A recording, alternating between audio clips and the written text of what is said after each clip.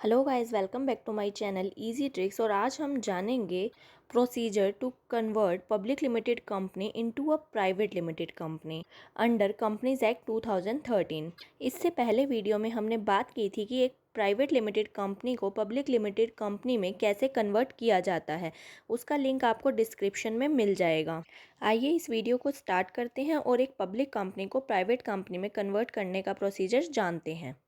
इसका procedure companies act 2013 के section 14 के फर्स्ट प्रोविज़ो में दिया गया है।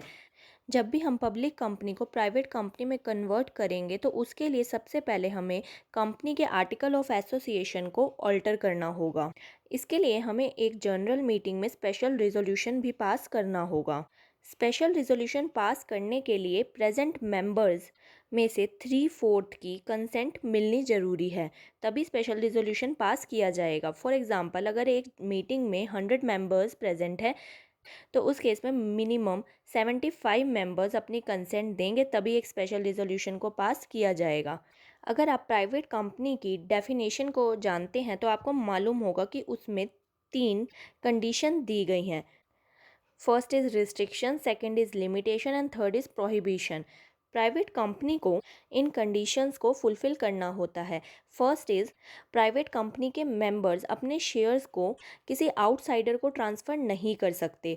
वो सिर्फ अपने रिलेटिव्स या फ्रेंड्स को ही उसे ट्रांसफ़र कर सकते हैं। यानी कि कहा जाएगा कि प्राइवेट कंपनी के मेंबर्स पर रिस्ट्रिक्शन होती है कि वो अपने शेयर्स को आउटसाइडर को ट्रांसफ़र नहीं कर सकते। Second is limitation. Private company के मैक्सिमम नंबर ऑफ मेंबर्स पर भी लिमिटेशंस होती हैं। एक प्राइवेट कंपनी में मैक्सिमम 200 मेंबर्स ही हो सकते हैं। Third is prohibition. Prohibits invitation to the public to subscribe for any of the company security. एक प्राइवेट कंपनी अपने शेयर्स या सिक्योरिटीज़ को पब्लिक को इशू नहीं कर सकती है। इसके लिए प्राइवेट कंपनी पर प्रोहिबिशन होती है। तो एक प्राइवेट कंपनी को इन 3 कंडीशंस को फुलफ़िल करना होता है, बट ये 3 कंडीशंस पब्लिक कंपनी पर अप्लाई नहीं होती।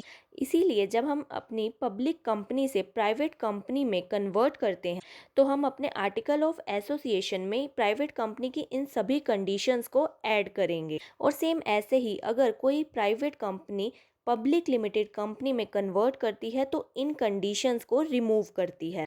तो आपको जनरल मीटिंग में स्पेशल रिजोल्यूशन पास करने के बाद अपने आर्टिकल ऑफ एसोसिएशन में ऑल्टर करना होता है और ये रिस्ट्रिक्शन एंड लिमिटेशंस को ऐड करना होता है to convert your company into a private company.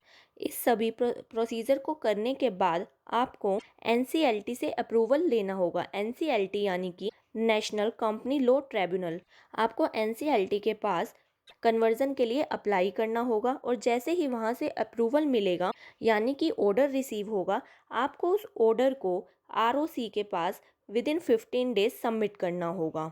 ROC यानी कि रजिस्ट्रार ऑफ कंपनी। जब आप आरओसी के पास उस ऑर्डर को सबमिट करेंगे उसके बाद आरओसी आपको एक new certificate of incorporation provide करेंगे। जब आपने कंपनी बनाई होगी उस टाइम भी आपको सर्टिफिकेट ऑफ इनकॉर्पोरेशन रिसीव हुआ होगा, बट अब आप अपनी कंपनी को कन्वर्ट कर रहे हैं तो उस केस में आपको आरओसी से एक न्यू सर्टिफिकेट ऑफ इनकॉर्पोरेशन मिलेगा। आई होप आपको पब्लिक कंपनी को प्राइवेट कंपनी में कन्वर्ट करने का ये प्रोसीजर अच्छे से समझ आया होगा। अगर ये वीडियो आपको अच्छी लगी तो प्लीज़ वीडियो को लाइक एंड शेयर करें और चैनल को सब्सक्राइब करें और आगे आने वाली वीडियोस आपको मिल सके इसके लिए आप बेल आइकन पर ज़रूर प्रेस करें। अगर आप income tax act, companies law और अदर लॉज पर भी वीडियोस देखना चाहते हैं तो आप चैनल की प्लेलिस्ट में जाकर भी देख सकते हैं। Thank you for watching the video.